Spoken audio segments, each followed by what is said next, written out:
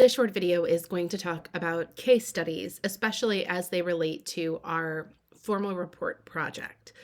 So in our formal report, each member of the team is going to be assigned to do one individual case study. Teams of 2 will have 2 case studies. Teams of 3 will supply 3 case studies. Each person should choose their own company to do the case study of. So this short video is going to kind of go over what I'm looking for and expecting in terms of case studies, because some of the other information you might find online may not be specific enough for our class. So let's get started. First of all, we need to understand what a case study is. A case study is a self-contained story. Usually it tells how a company solved a problem or attained a goal. Because it tells a story, it's written in narrative style. That means it has to be engaging for a reader. It should have a beginning, a middle, and an end. Now, companies use case studies for a variety of reasons. One of the biggest reasons is for marketing. Case studies can assist in sales and can build trust. For example, a company who just underwent a major D&I initiative might do a case study about their own company to show how they've increased their diversity. That's a sales tactic. A company that performs services for other companies might do case studies after that service is done so that they can use those case studies as examples to sell to future customers. Case studies can also provide content for other deliverables. They can collect data, they can analyze results, and they can just give a company or a professional a sense of what's happening in a certain situation. The big thing is case studies are at their heart primary research. It helps a business professional understand a market or a process, or it could help a business or organization understand a market or a process by looking at other specific examples. So there are a lot of different ways to write a case study. I'm going to focus on what we're going to be looking for our specific class. For your case study, you should have the following. There should be a clear opening, some sort of a snapshot, which gives kind of that overview, an introduction to the company, the problem that the company was facing and the goal they had to solve that problem, what the solution was, and then what are the results and benefits. It should also have some sort of conclusion. Now, if you look at this particular a visual aid here, what you're going to notice is the results and benefits section is rather large compared to the other section. That's because the goal of any kind of case study is to figure out if you can make an impact, usually a positive impact on something.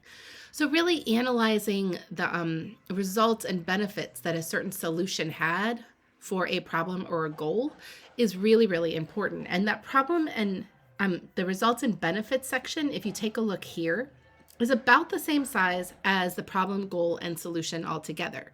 So really, analysis is even more important than just summarizing.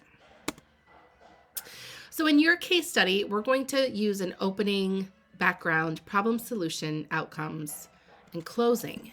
In your opening, make sure that you have a clear headline. That's going to usually be a subject line for an email, memo, or even a letter. In that opening, you should name the company and label the document as a case study.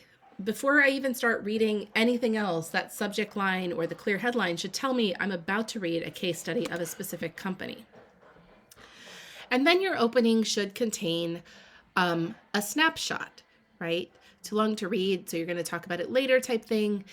2 to 3 sentences at most. Think about if your reader only reads this snapshot, they don't read the rest of your case study, what information do you absolutely want them to understand?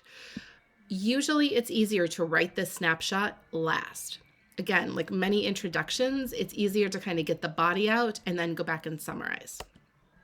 So in the background, introduce your company in 1 to 2 sentences and describe and highlight their overall state, right, or status. If it is a major corporation, talk about that. If it's a small business, talk about that. You should also discuss the problem and the goal. So what issue did the company face? What was their goal to fix that issue, and what did they attempt to do? Their process solution section should be the narrative of what they actually did. How did they solve the problem ahead of them?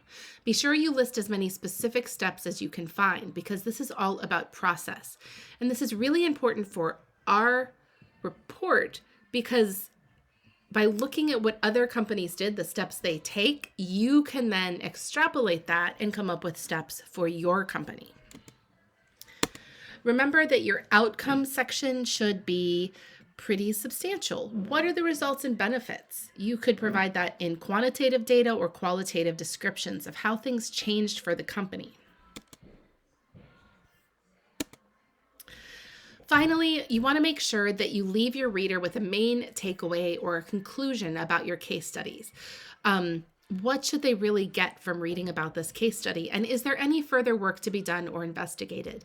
If you're writing a case study as a separate document, as we're doing as part of our process work, you want to make sure that any contact or action items are included in your closing, the same as you would for any deliverable. So we're going to be doing a smaller process document case study where you'll write the case study up as, I believe it's a memo for your team to share the information with your team. And then you'll take that memo, you'll revise it so it matches the needs of your report. And then most of that content will actually end up in your report. So you want to make sure that you give yourself plenty of time to do the case study. You can find a lot of information about companies on the company website, but remember, that's marketing material. So everything you find on the company website, you want to try to corroborate or double check with outside secondary sources. If you have any questions about case studies or you're struggling to get yours done, make sure that you reach out to your professor for help before it gets too late.